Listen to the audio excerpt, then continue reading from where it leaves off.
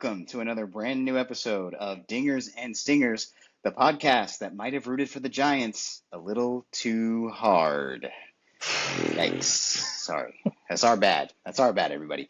Look, I'm Dallas. That's Matt. Drew, not with us, but you will hear from him today. And I swear it was the plan for Drew not to be with us before the events of Father's Day Sunday. Those events I'm speaking of course, let's just get right into it. The Rafael Devers trade. The Yeah. Boston Red Sox traded Rafael Devers to the San Francisco Giants. That is a real thing that happened since the last time we recorded. And look, there's no getting around it. This was insane. Yeah. Um, there were no words. There still aren't any words, but we're going to say a lot of words, and you'll hear from Drew a lot of words about it here in a minute. But before we get into what Drew has to say here, what I want to give the return, because the return was massively disappointing for most Red Sox fans, and that would be right-handed pitcher Jordan Hicks, left-handed pitcher Kyle Harrison. Outfielder James Tibbs III, he was the Giants' fourth overall prospect, and right-handed pitcher Jose Bayo, another pitching prospect.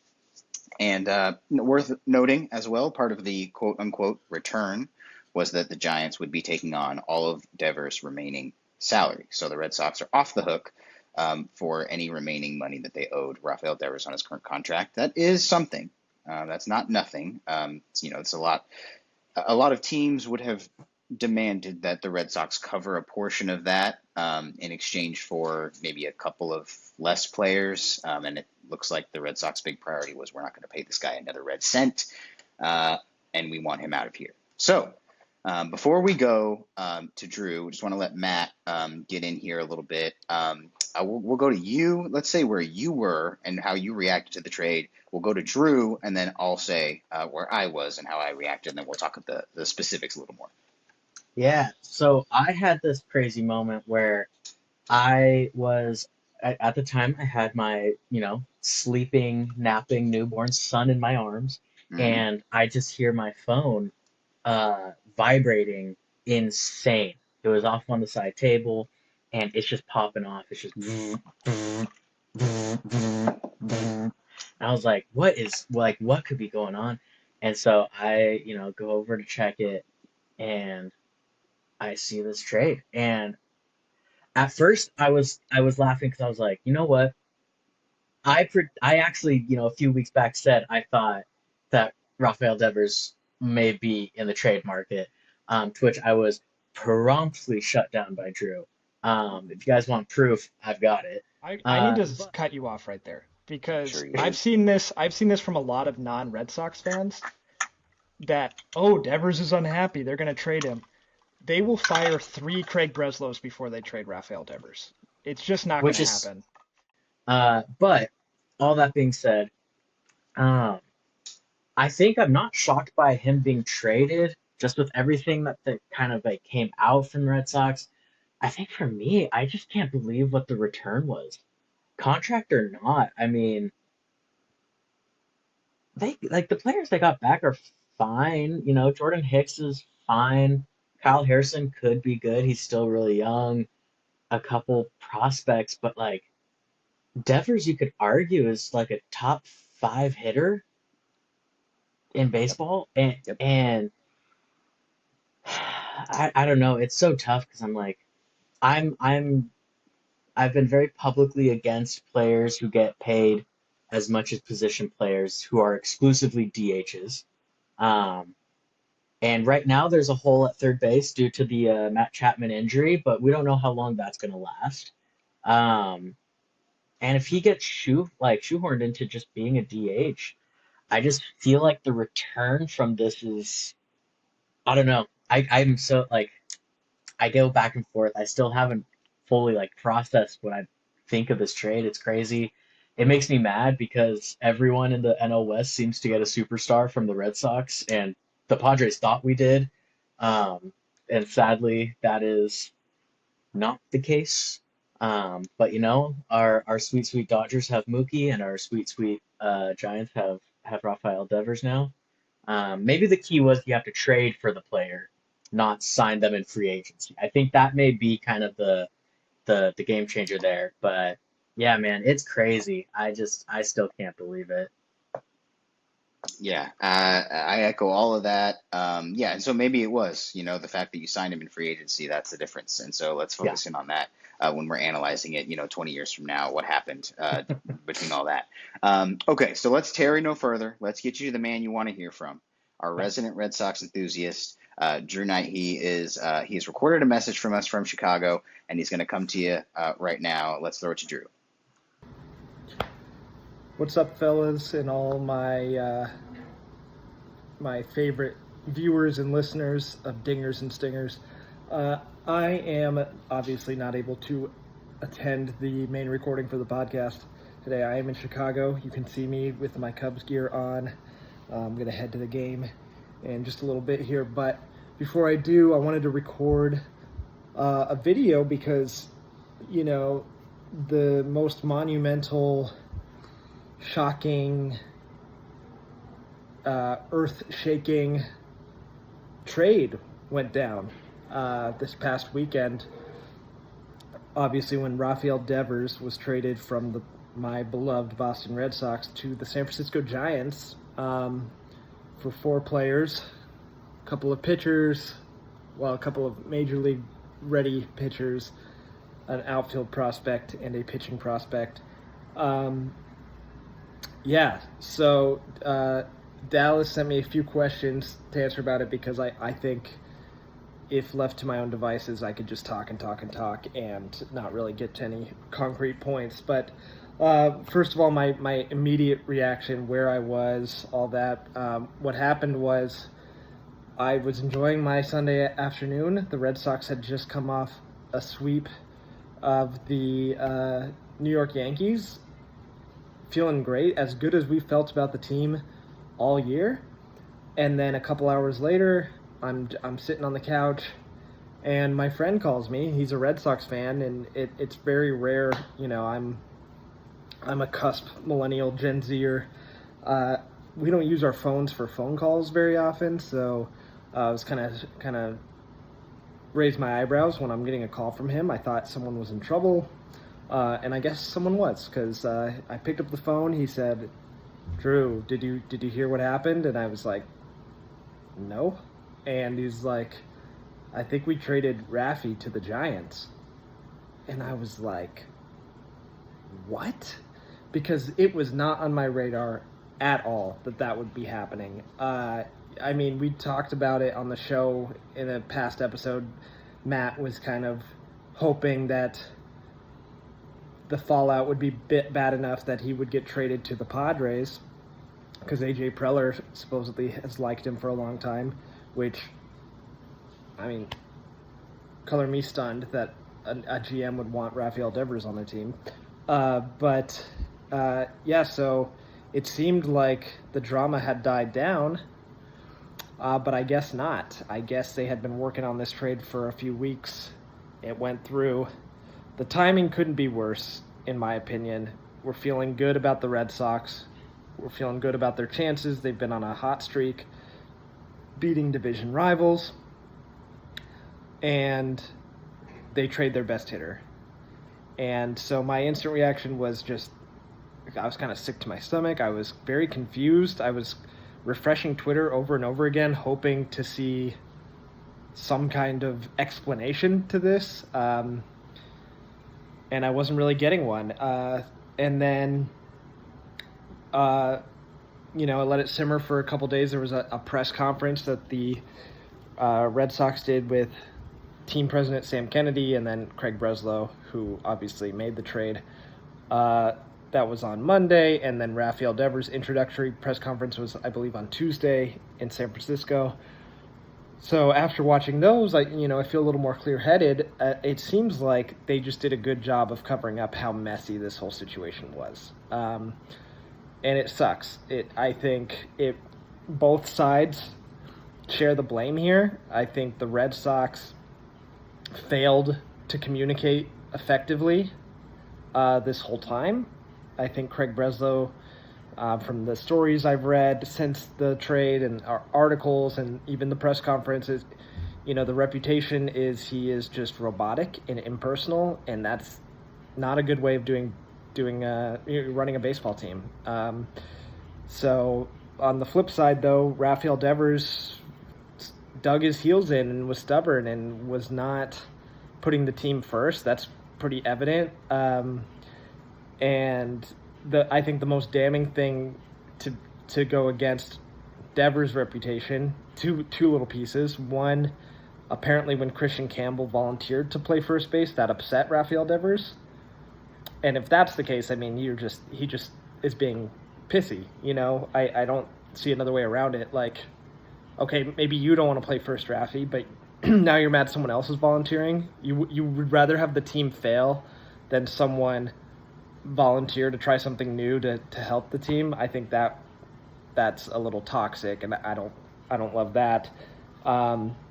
The other thing that I think was really damning was when they interviewed other Red Sox players the next day after the trade, and none of them seemed particularly broken up about it. Garrett Crochet and Walker Buehler had comments, something to the effect of, well, the front office doesn't owe us an explanation when they trade players. That's not what you would expect them to say after the best player is traded. Another thing they said, or I think it was Jaron Duran said, he's one guy out of 26. So, like, yeah, he's a good player, but we've got 25 other guys here who are ready to win, and something to that effect. And I think it just kind of gives a glimpse into the clubhouse, and I don't know if they were particularly happy with Rafael Devers. Now, granted, he was doing his part on the field. Maybe he wasn't playing the position, but he was raking. He's having one of his best seasons, and that's saying a lot for someone who has had a lot of good seasons. So, yeah, I don't know. It seemed I'm still not happy about it, but it seems like maybe it was just inevitable, and we just didn't know. Going forward, I don't know how I feel. I don't know how I feel about this regime.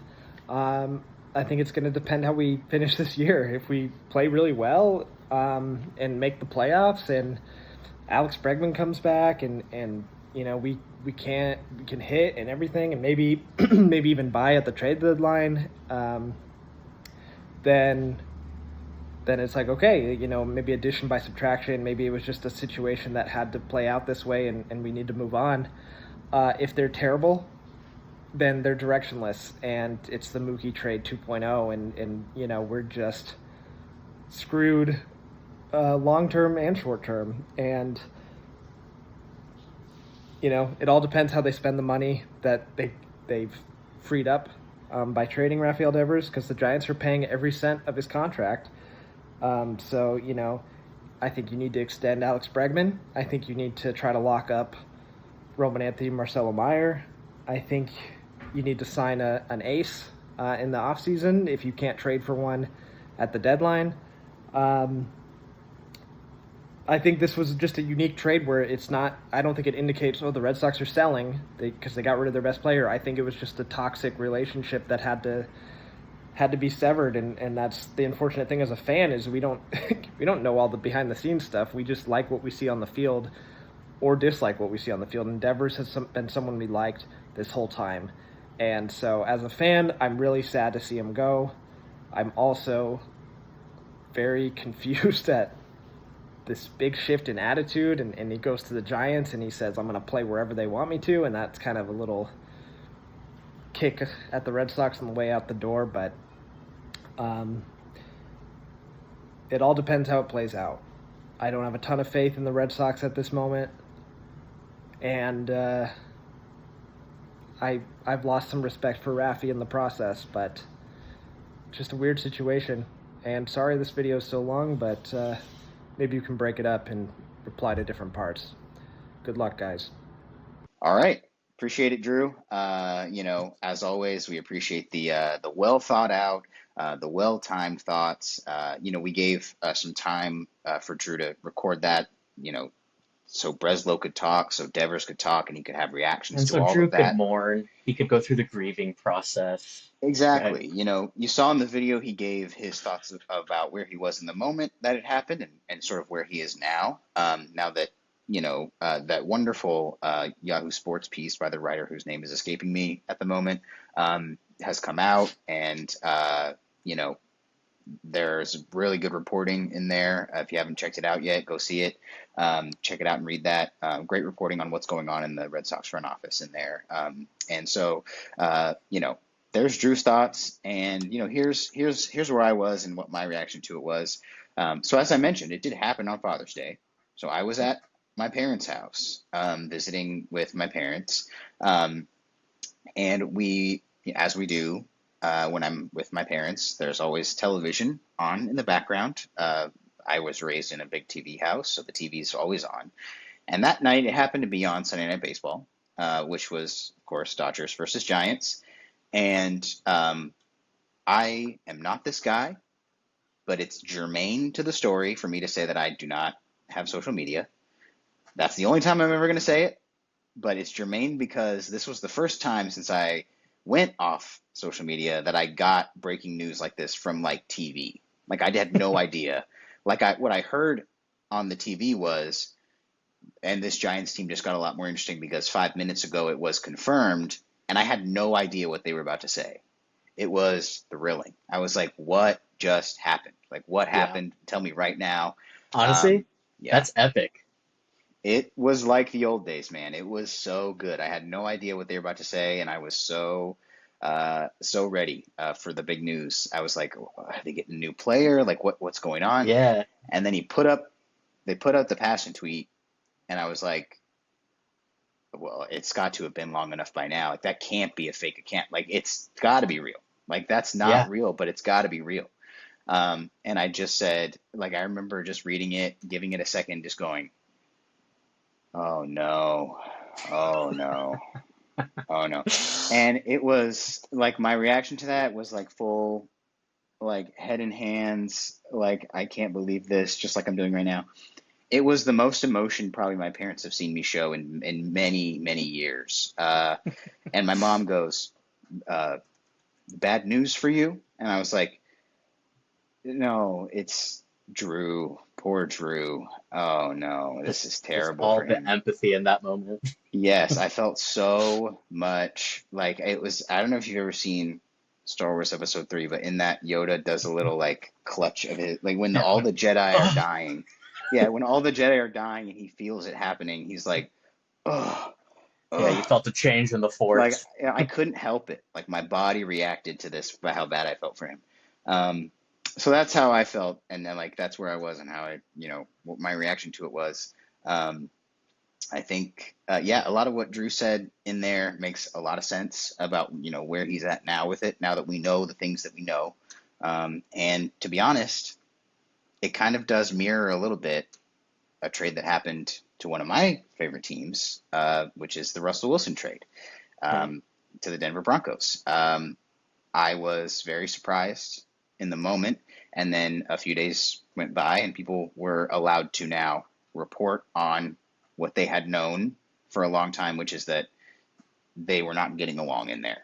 And it was not a situation that could be remedied, and so one of them had to get out, and ownership and John Schneider chose Russell Wilson to get out rather than Pete Carroll. And so it's the same situation, like Yeah. except a little bit more like one-sided, where it's like there was no decision between two people. It was like the guy who can make the decision to get someone out versus the guy who he wanted to get out.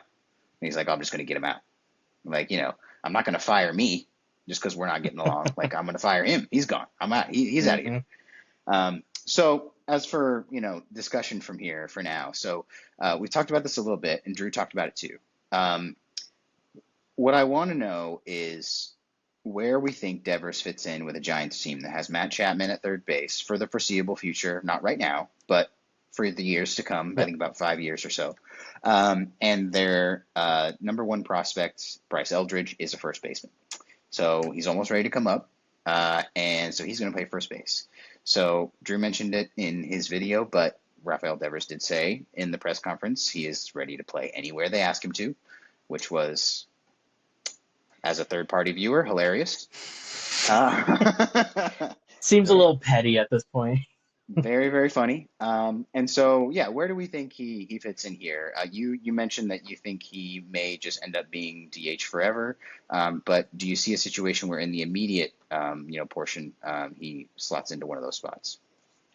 Yeah, I mean, I think right away you could absolutely slide him in at third. I mean, it's his natural position, and you do have an opening there. Whether or not there's a guy on the bench deserving of a DH spot, I don't know. I know the Giants don't have the deepest bench when it comes to just strong bats.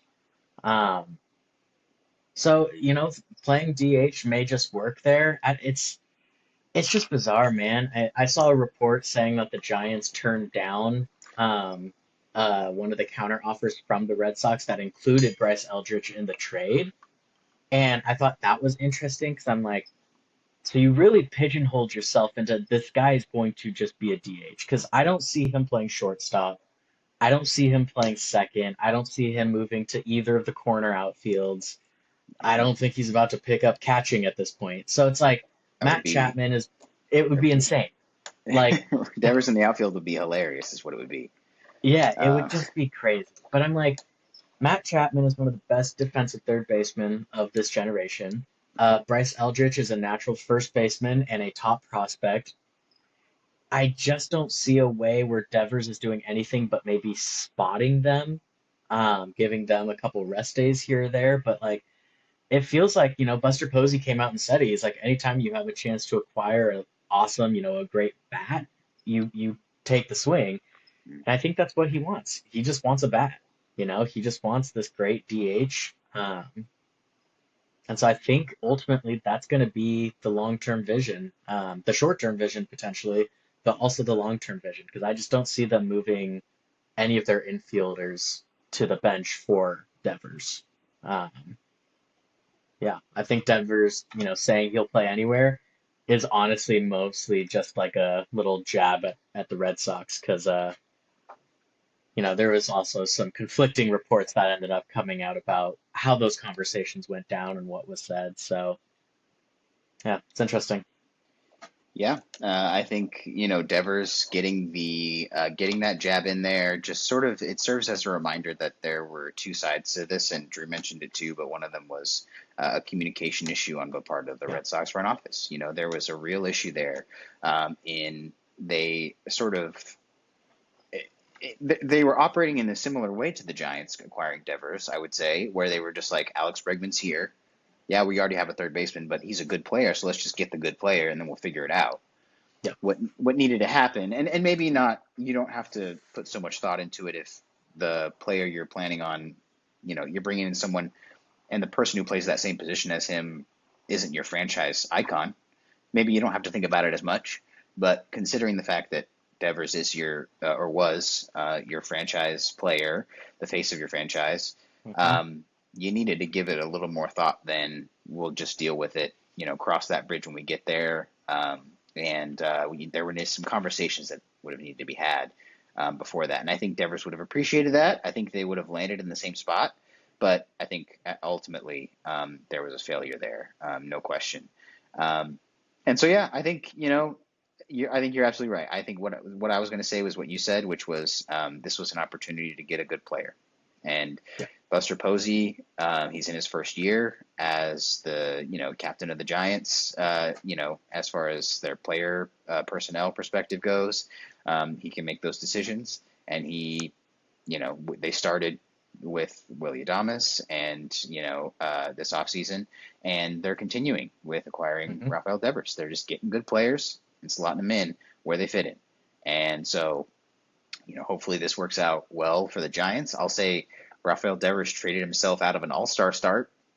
He was clearly going to be the AL starting DH, and now he will not be the NL starting DH. He may appear in the All-Star Yeah. game, but he will not be the starting DH as long as Shohei lives and breathes. And so, I'll say that. That's kind of a bummer. But Well, there's I, also the question of like what NL third baseman. I mean, he could end up taking the NL third baseman starting spot straight up just with those numbers. Like if he keeps it up, because I think right now it's like Manny Machado's up there, and Manny's numbers are solid, but I mean Devers, if you're just looking offensive, are clearly better.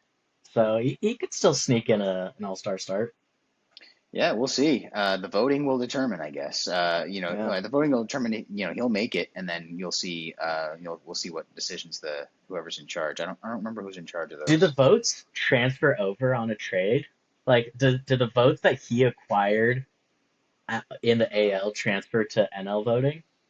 I'm I curious don't. to see, or does he like restart at zero? I don't know. He can't restart at zero.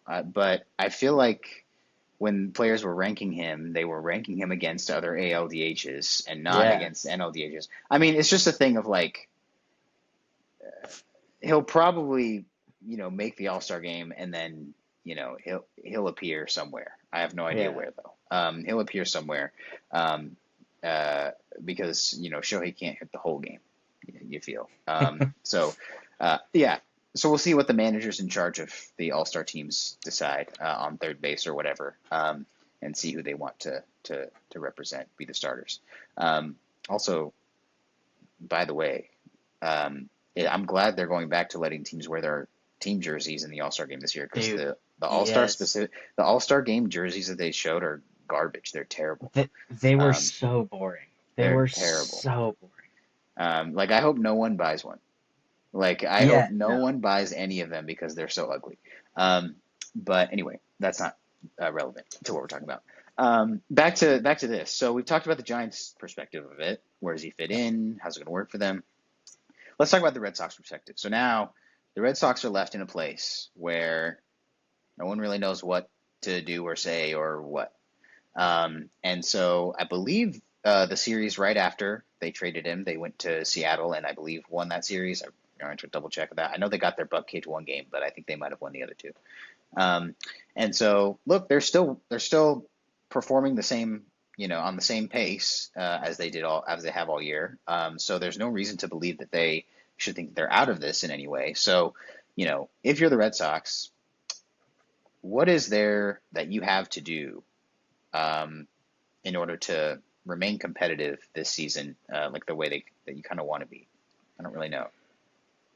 Well, I think the thing that people are kind of forgetting is the Red Sox do have two guys who absolutely mash by the analytics a specific side of pitching. They have Rob Refsnyder, who absolutely mashes left-handed pitching, and they have Yoshida, who mashes right-handed pitching. And these are two guys who struggle to find the field just because the Red Sox do have a lot of talented players that they try to fit in.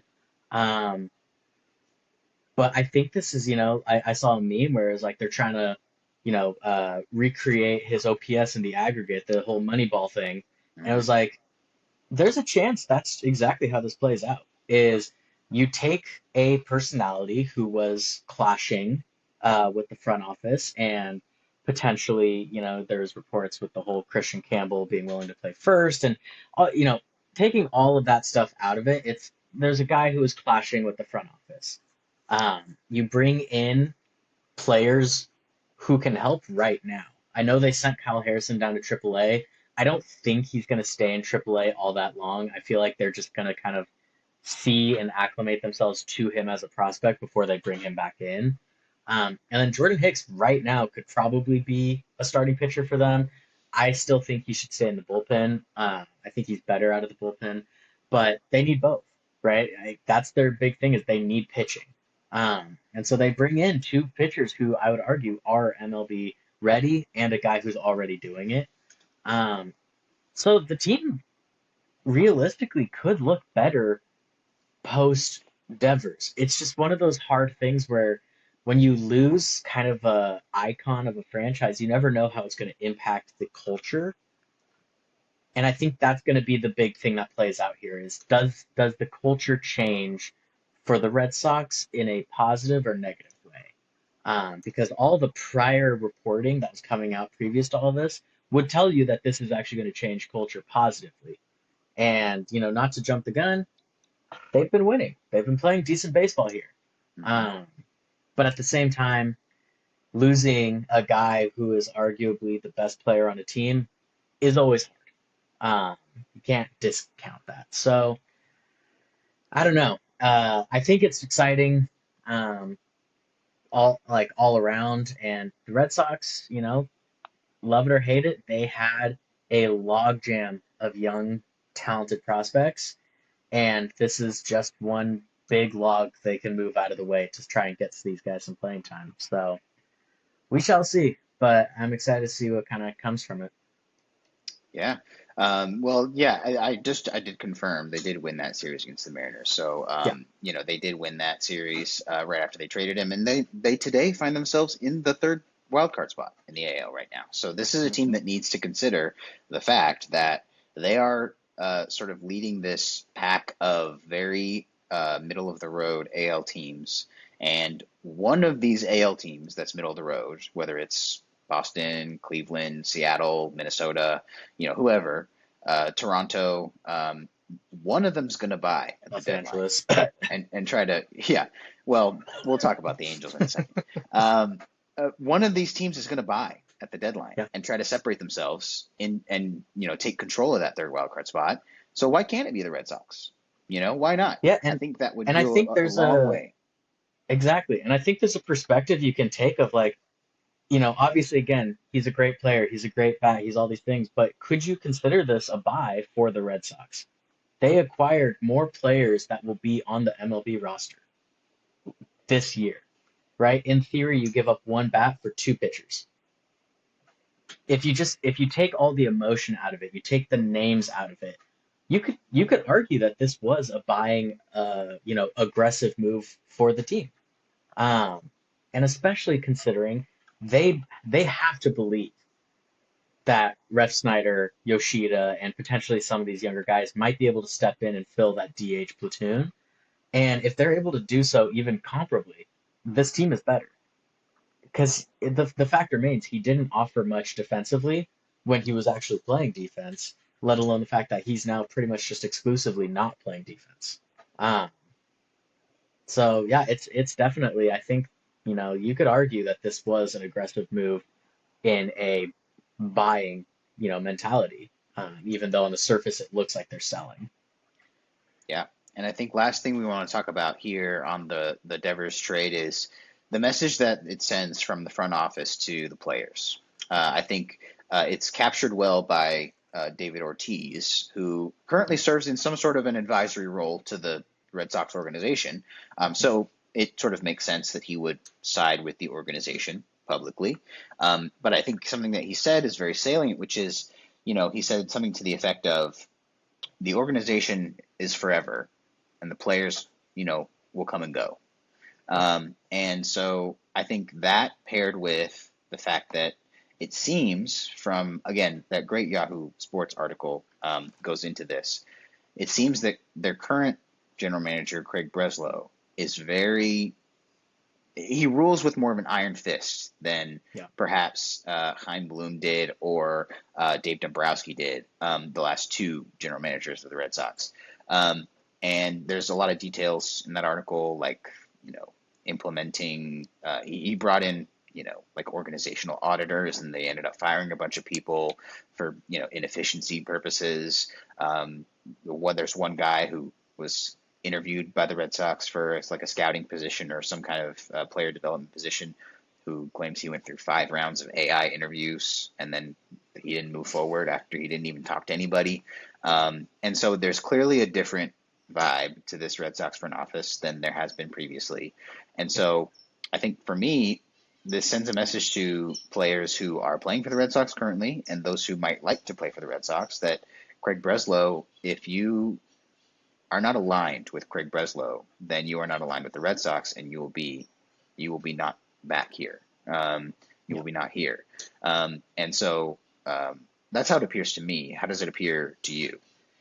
Yeah, I think ultimately at the end of the day, it's just, we've talked so many times about culture, but typically we've talked about it on losing teams. But in my opinion, this is the culture that you kind of want of a winning team. You want players who are willing to buy in and play the positions that they need to. If you have injuries at a position, you need guys to step up, even if it's not their natural position.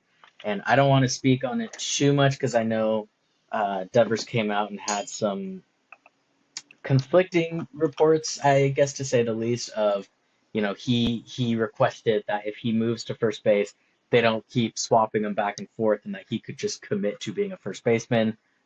I feel like that's maybe a fair request, to be honest, but at the same time, just the publicity that came of it and the negative press, honestly, it's something that I think winning organizations don't typically keep around very long. Uh, I feel like the best organizations, when it comes to long-term productivity, long-term success, long-term quality of the organization itself, really do cut ties pretty quickly with, either toxic membership or toxic players or toxic anything. Um, and I think they're making that very clear. It's a team first organization over there. At least that's how they're presenting themselves. That's how it would seem. And you heard it from Drew. He needs to see more throughout the rest of the season, perhaps at the trade deadline, and maybe even through the next offseason. To he says his trust is sort of, it needs to be gained back after this. So that's the Red Sox fan take on that. Yeah. But okay, so Devers was traded. It was crazy. It will never not be crazy that happened. And of note as well, by the way, Drew's father and brother are both Giants fans, Mm-hmm. and they will be together physically in each other's presence for this weekend series, Giants versus Red Sox, when Rafael Devers plays against the Red Sox for the first time ever. And the other brother's a Mariners fan, and they just had their series. And so, worthy of note that if that happened to me, that would be hard for me to be, but their family doesn't do sports like that. Like my family would be bad about that. But his family is great and not weird about, that kind of stuff. Like they're not going to noogie him and be like, we got you. It's very much sort of like much friendlier. But anyway, so I thought that was noteworthy. But okay, so he was traded. That's crazy. Also of note, on that same Sunday night, we got more news, which was that the following night, on Monday night, Shohei Ohtani would be returning to the mound as a pitcher. Mm-hmm. So the Dodgers said, we'll let the Giants have this moment, then we'll beat them, and then we'll take their headline by saying that Shohei's coming back to the mound. And so on June 16th, Monday, he pitched for the Dodgers for the first time. Mm-hmm. It was like the last thing that we had as Angel fans. Like he still never pitched for him yet. We're still the last ones he pitched for. And that ended, sadly, on Monday when he took the mound as a Dodger for the first time. One inning, the plan was for him to open the game and then get out of there. He still would hit for the rest of the game, but get off the mound. And so he pitched one inning, 2 hits, 1 earned run, and no strikeouts. And of note as well, he was also 2 for 4 with a double, a walk, and 2 runs batted in. So the double slash line is back, and I couldn't be happier. It's the best thing ever to see.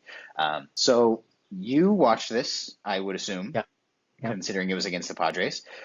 So talk me through how you were feeling when you saw, Tatis and Arise and all them, start ripping it. Yeah. I mean, it always feels good to watch your guys perform well against one of the best players in the league. Like at any point, that feels good. Make it a division rival feels better. But I don't know, the whole series, I just feel like has been tainted for me. I have nothing but nightmares about this series against the Dodgers. Feels like they've just been toying with us. But I'm going to try and focus on Shohei. The velocity was there. You could see it. I mean, he still has the juice. And I think when you take 2 years off, it's going to be hard to find the strike zone a little. You may be able to pitch around it, but to be able to really like hit those corners and kind of pitch on the lines, like it's going to take time. And I think that's just something that, we'll see kind of progress.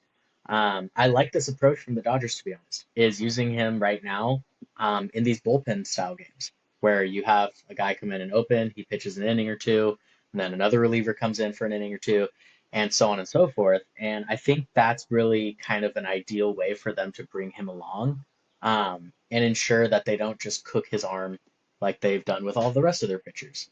Um, so yeah, I don't know. It was fun to see him. Like you said, it's just exciting.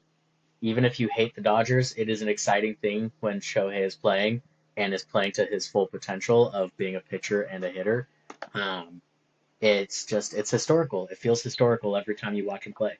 Um, so in that sense, it was awesome.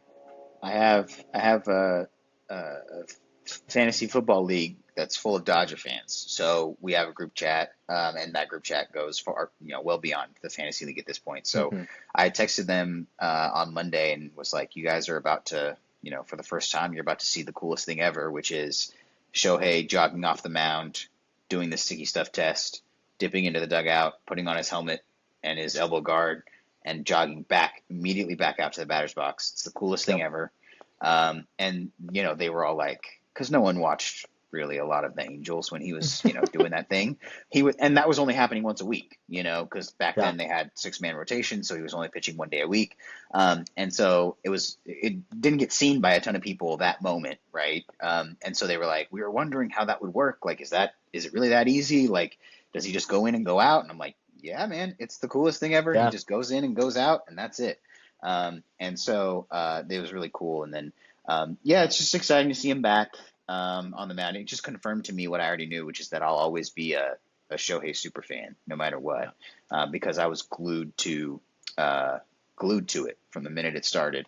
Um, I watched the whole inning, and yeah, like you said, velocity's about like 97 to 100 plus. That's not bad. Sure, he was yanking a couple of those fastballs, but that's always been something that happens. Like he'll always throw one of them, Anyone and who he'll anyone who throws high 90s into the triple digits is going to yank a fastball. Like yeah. And it's he was going to happen. operating he was operating mostly with the fastball. I didn't see a ton of the split, which is probably on purpose because that's the pitch that probably broke his elbow both times anyway because it's so crazy and nasty. But he Yeah. did throw one. I think he threw one splitter. And so that's the pitch I wanted to see. And then the slider. That'll all come. He'll be able to, Yeah. front and backdoor that slider after a couple more reps, I'm sure. But he was already doing it a little bit in this outing too. So he got to 2 strikes on almost everybody in that inning, I think. But it's just going to be about finishing those at bats, and once he finds the zone a little bit better, he'll be able to do that, and he'll be really really scary up there. Yeah. And just the last thing on that as a reminder, in the last season with the Angels that he played, they played a doubleheader in Detroit. This is a real thing that happened in real life. They played a doubleheader in Detroit, which is that's 2 games in one day, back to back. He pitched in the first game. He was a starting pitcher. He threw a complete game shutout, 1 hit, shutout. And then in game 2, he hit 2 home runs. That's what he can be for Yeah. for the Dodgers. Like now that he's back on the mound, he can be this. And so we'll see if he can, repeat something like that. But I just want everyone to know out there, he's coming back from a second Tommy John. He can still be this. So let's Yeah. keep an eye on him. It'll be fun. Okay, so let's go now to fan corner. And while we're on the subject of the Padres, let's talk about how the last week's gone for them. And throw it over to you. Yeah, it's not been good. As I alluded, this series has kind of been a nightmare. We have seen some implosions of our bullpen. It seems like the strategy for the Padres this week against the Dodgers has pretty much just been score first, get into the seventh or eighth inning, and then watch our bullpen get exploded at some point and lose all momentum. It's our offense has been outside of being able to score, a run or two early in a game. Yesterday we, I believe, scored in the first inning, and then we didn't have a base runner from the second inning all the way until our first base runner in the eighth. And so it's just been frustrating, and it's the same issues we've been saying Even star players will go through their slumps. Tatis will go through his slumps. Jackson Merrill got hurt, but he was kind of in a slump. Machado's been solid, but Luis Ariz, 3 times in a row batting champion. He's batting like 280 right now. That's like 40 points less than his career average. Um, so he's in a slump. And so it's just, the top of our lineup's been slumping. And then you mix that with the fact that we don't have a back end of our lineup. It's just not a great recipe for success. And it's been tough watching us waste good opportunities where we could have been gaining momentum in the division, and instead have just been losing ground and kind of being placed back into the mud that is the last wild card spot in the NL. Um, which I mean, we expected to be fighting for one of these last 2 spots in the wild card anyways. It was a bummer when the season started so well, man. Like when we came out of the gates and we're 14-2, that felt right. Like the Padres were doing everything right, and then just injuries, some poorly timed slumps, and now we can't get league average production out of 3 out of our 9 spots. It's the last 3 hitters in our lineup are automatic outs. I like Xander Bogaerts. I want to preface that. I like Xander Bogaerts. Right now, his WRC plus is like a 68. League average is 100. For his career until he got to the Padres, he was well over 100 WRC plus. We have the worst production from the catcher position in all of baseball, and that goes offensively, and we are one of the worst defensive catching teams. Left field, the only production we have is Gavin Sheets out there, and he shouldn't be playing defense. It's a tough combination of things, but I saw a tweet today that kind of made me remember. I've said this like 5 times, it feels like, in Fan Corner. It's a long season. The Padres are still a few games over 500. We still are in possession of a wild card spot. And last year, the Padres won their game on June 19th, and that brought them to 38-40, 2 games below 500. And we went on to have one of the best regular seasons that the Padres have ever had. Like it's a long season. We're still in June. There is still time, and as long as the trade deadline is ahead of us, I think the Padres have reason for hope. Because this series and kind of the last couple weeks have made our issues obvious, right? Our pitchers are tired because our bullpen gets used more than any other bullpen in the MLB, just by innings pitched. Our starters are hurt. We're pitching. Our last 3 guys are all just nobodies who no one really knows of. Michael King's out. We're just our whole pitching staff is hurt. That'll change. Left field and catcher, desperately, desperately, we need to get a left field and catcher. And at this point, we just have to hope Xander can kind of get back to any sort of league average, which I believe he can. I think it's definitely one of those things where it's just when your confidence is shaken, it can take a while to get out of that. I mean, we saw that with Trey Turner. We've seen that with Willie Adames up in San Francisco. A lot of these guys who joined these new teams with so much hype around them and they've committed so much money, it's hard to live up to those expectations, and especially when you go from a pitch or a hitter-friendly park to a non-hitter-friendly park. So, I don't know. That's a long answer because a lot's happening with the Padres right now. It's not great, but hope remains. I'll ask you this: if the Dodgers and the Padres happen to, when do they play each other again in the regular season? I Off don't the top know of your the head. next off the top of my head, no, but this will be our today, right now, actually, I think we're in like the second inning, is our 7th game against them, I believe, Hmm. this season. Hmm. Um, Okay, so we'll so at have some one point more series. they'll play again. Uh, the benches have to clear at some point, right? Like, I mean, this series has just been hot, hot blooded. Like at some point before the playoffs, the benches have to clear, right? I think it would be best for it to happen before playoffs because you don't want it to happen in playoffs. You don't want ejections going down. in playoffs because I still think the Padres will make playoffs. I still could see this becoming a very good playoff series um, Oh yeah. because the past like 5 years have shown the actual like head-to-head success in the regular season between the Padres and Dodgers means nothing for playoffs. It's almost always gone the opposite way. When the Mhm. Dodgers have dominated us in season, we actually beat them in playoffs. And then, vice versa, it's a whole thing. So we just got to make it to playoffs. Just got to make it to playoffs. Let's fight them. Let's fight them today. Let's fight them today. Let's get news that we Yeah, had like 6 ejections. I'd we'll see. love to see it. We'll see. Well, just keep your eye on Andy Pies. We'll see how it goes. But all right, so we covered Sox in the beginning. You heard from our Sox fan Drew, so we'll count that as fan corner there. In case you missed it, Devers got traded, and that's great.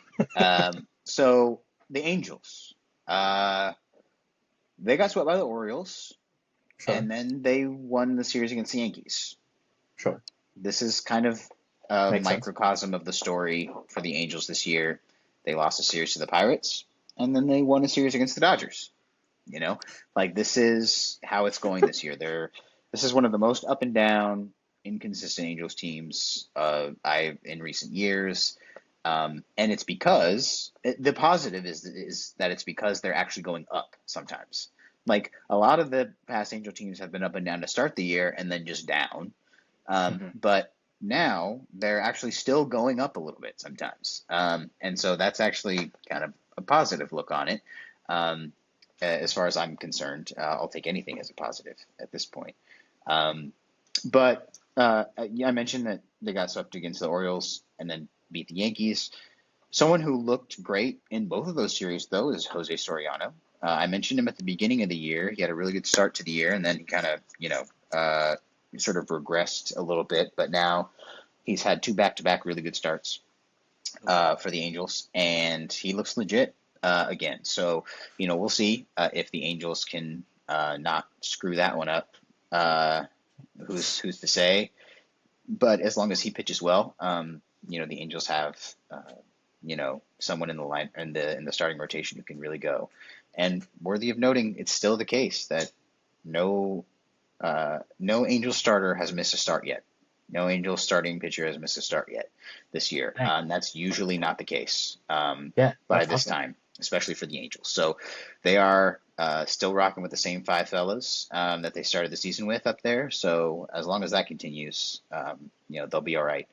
Um, Another great thing, Christian Moore debuted.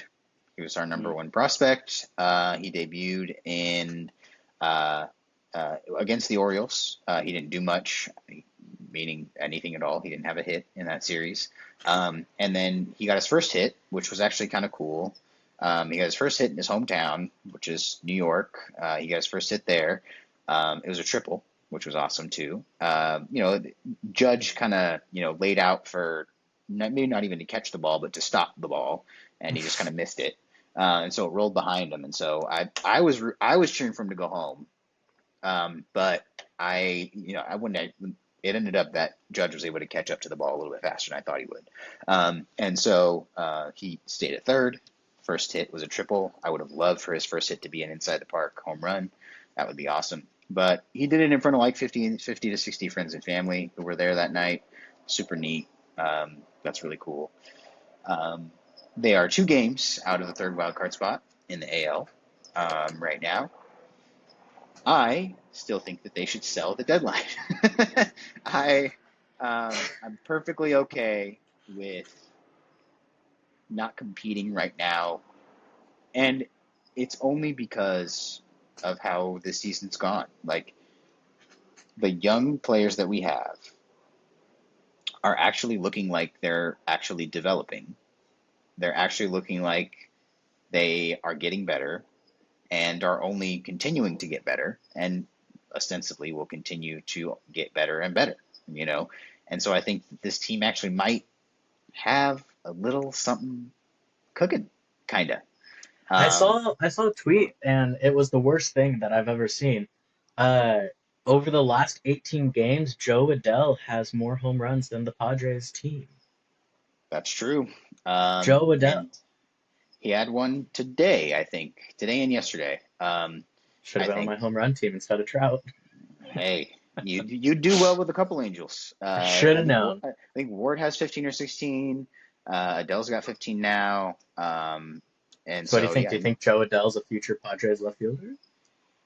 I think Joe Adele is one of the people I would sell at the deadline. Yes, I do. Mm-hmm. I think I would. Yes. And so if a team is willing to pay for Joe Adele, look, I've seen Joe Adele's journey in the majors. The price has never been higher. And like it's not that high right now, but it's never been higher. You just got And to so sell before his next like overrun second base mishap. you gotta get it in. Yes, you have to get it in there. And so that's why I would say that he's like a cusp one for me, kind of, Yeah. because the fan in me that's emotional about it still believes. And wouldn't it be a great story if he was a part of the next winning Angels team? But I don't know about all that. And so, yeah, so I still think they should sell at the deadline. I think I would like to see it. And it's mostly because the young players, I think, actually will be good in a couple years. And there actually could be a winning Angels team. And so I'd love to see some more young players get involved in that who are decent. And so we'll see. Because I know, for a fact, Tyler Anderson, Jorge Soler, uh, Luis Rengifo, maybe even Joe Adele, Taylor Ward, they could probably not be part of the next winning Angel team in a few years, and by hook or by crook, by trade or by going somewhere else in free agency. So I'd say for those pieces, try to trade them if you can this year, get something back, and let's see if we can get cooking. And kind of the meme of the Ninja Turtles, where it's like they're all babies, and Splinter That's or funny. whatever his name is, yeah, he's like walking them along, and then now they're all grown up, and he's the old man, and they're walking him along. It's like Mike Mm-hmm. Trout, like right now Mike Trout's the Splinter, and they're all babies, and then hopefully in a few years they can be big turtles, and Mike Trout can be the old guy that they're carrying to the playoffs, and that'd be great. So we'll see. But that's my take on the Angels right now. They're doing pretty good, and not too bad. It's not yet terrible to watch the Angels these days, which in June is not That's not bad. too shabby. No, not at all. I think it's good. So, but like I said, somebody in this group of AL team is going to buy, and I do not want it to be Angels because they can't hang up there.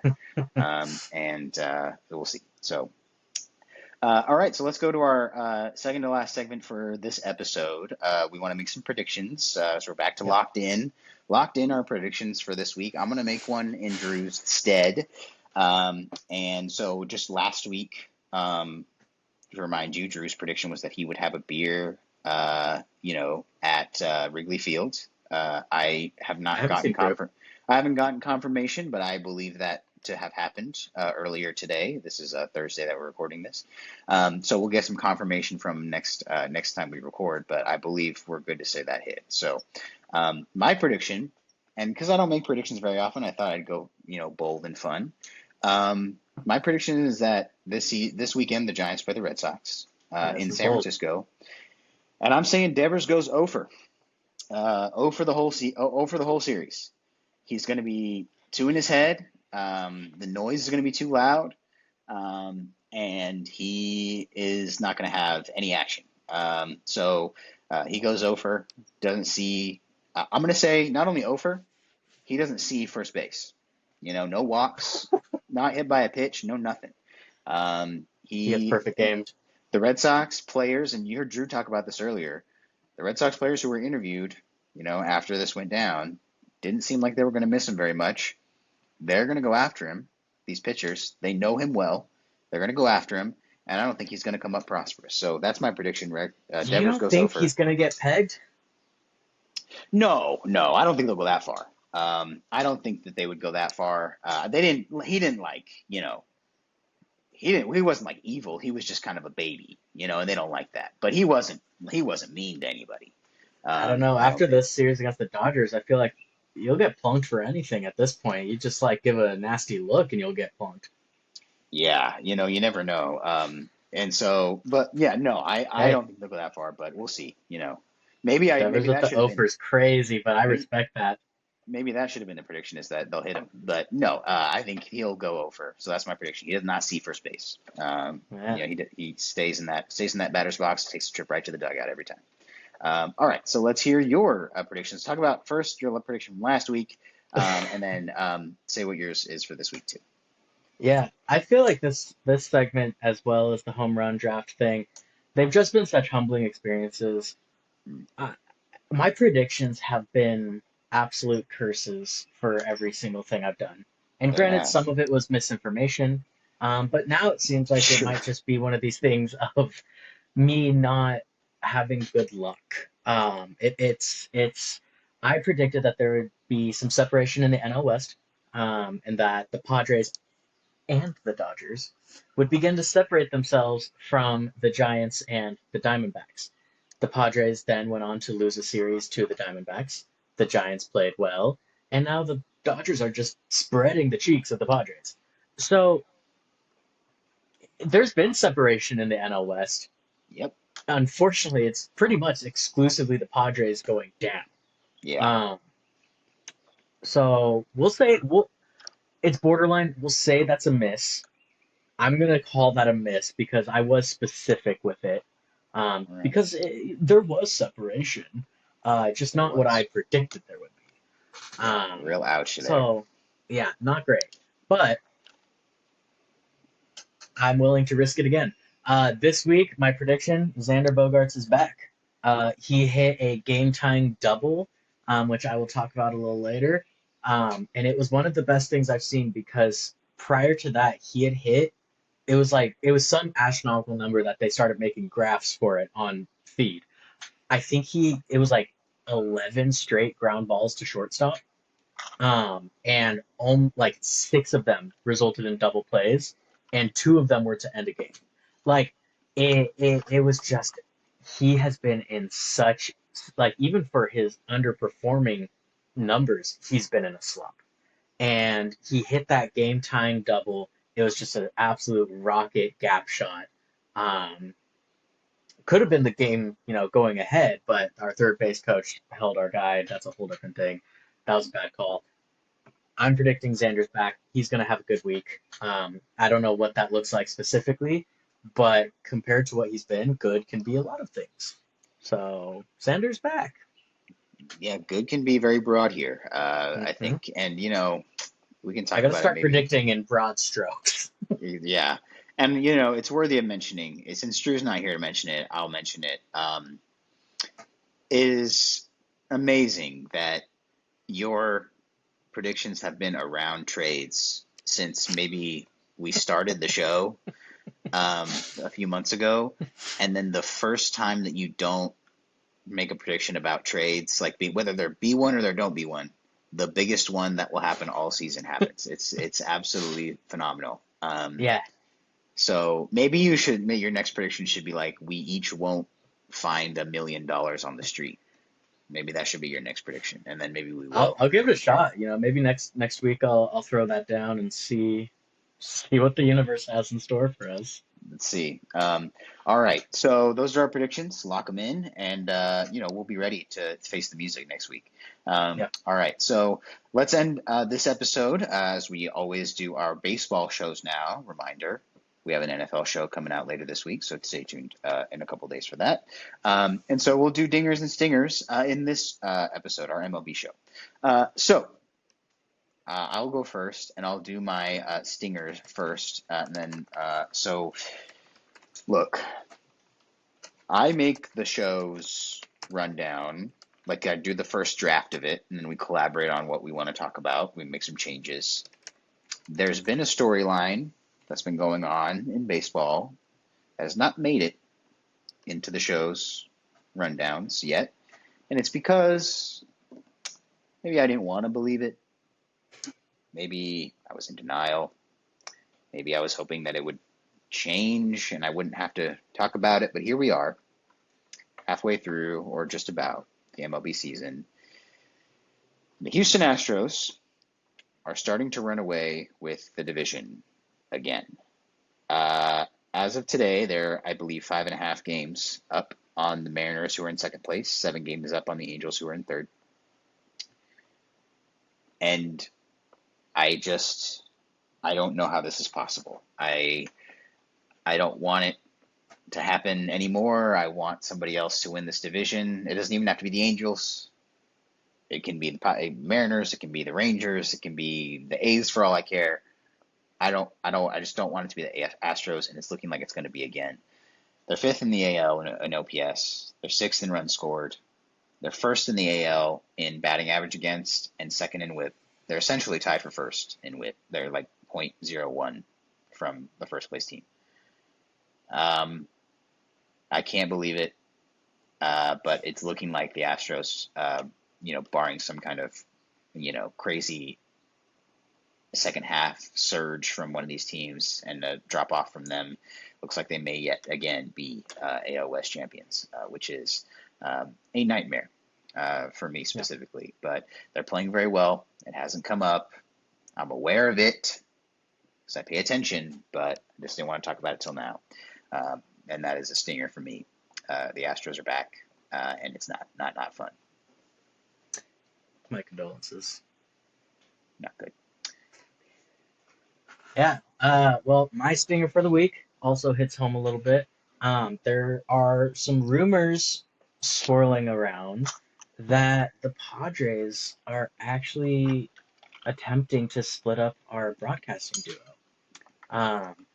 There has been rumors that our beloved Mud is potentially being looked at being changed over to either the radio broadcast or just moving on from him entirely. We'd obviously signed Don in the offseason to an extension. But it makes me sad because, to be honest, I've never. This is going to sound more emotional than I think it actually is, but I've never fallen in love with a broadcasting duo for one of my teams more than Don and Mud. I like, genuinely speaking, they make me enjoy watching games that shouldn't be fun to watch as a Padre fan. Even when we're getting killed, even when we're getting blown out, even when we play poorly, I have fun listening to them talk about the Padres and talk about baseball. They love baseball, they love the Padres, but the thing I love too is that when they're together, they genuinely like they're not one of those like bitter old man baseball announcers who's like, this team sucks and I hate watching their success. They just love good baseball. They just want good baseball on the field. So to hear that that might be getting split up bums me out. Obviously, still happy that we have Don, but like, I don't know, man. Just keep them together. Like, I would love to know who or why these rumors are starting because I can't imagine there's people out there that dislike our broadcast. I, I would be shocked if I heard that there were people who weren't just like bitter Red Sox fans or something who disliked the Padres broadcast. Like, it's just an enjoyable time. It's good for both sides of the fanship, both the Padres fan and the other. So I don't know. That's been bumming me out this week, and I hope it's not true. Yeah, you never know with these things. MLB broadcasters have agents too. Similar to athletes and similar to anybody who's in the media space. And so you think, I don't know for a fact that one of them is in a contract situation, but it could be that they are, and that their agents are putting this stuff out there to get fan response and use that as leverage, for their client. So it could be, and hopefully is, just that. It's sort of a negotiating tactic. But if there's actual truth to that move, that would be, really a bummer to split up a duo with such good chemistry. Yeah. So let's end with the good, though, and we'll go to my dinger now, which is we're going to go to the college baseball world. Something really cool happened in the College World Series. Don't ask me how the College World Series works. I don't know how it works. I don't watch it. But I heard through the grapevine that there was a no-hitter thrown in the College World Series last week. Gage Wood pitcher for the Arkansas Razorbacks. He pitched the third no-hitter in College World Series history.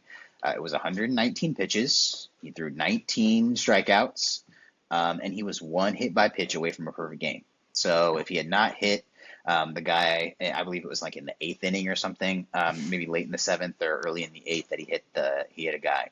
If he had not done that, he would have thrown a perfect game in the College World Series, which is, would have been crazier. But look, a no-hitter is great. It's really cool.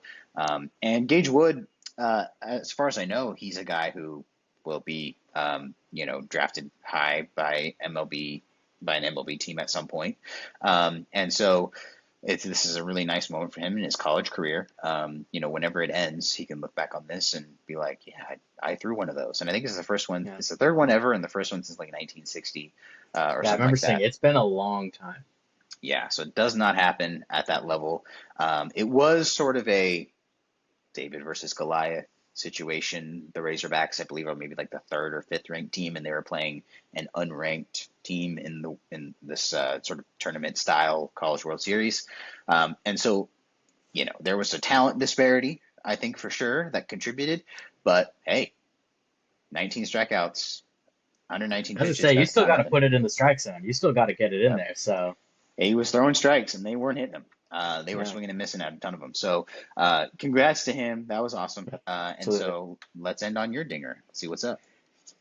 Yeah, my dinger, going back to, I already mentioned it a little bit, but it was that Xander game time double. It felt, after such a long time watching him just hit ground ball after ground ball after ground ball, watching him elevate a pitch and just take it to the gap, it felt like there was just this release. And in his post game, he ended up putting out this whole thing, and it was actually a little bit sad because he was like, this is the first time I feel like I've finally done something as a Padre, and to watch us get walked off like a couple minutes later, he literally was like, this is brutal.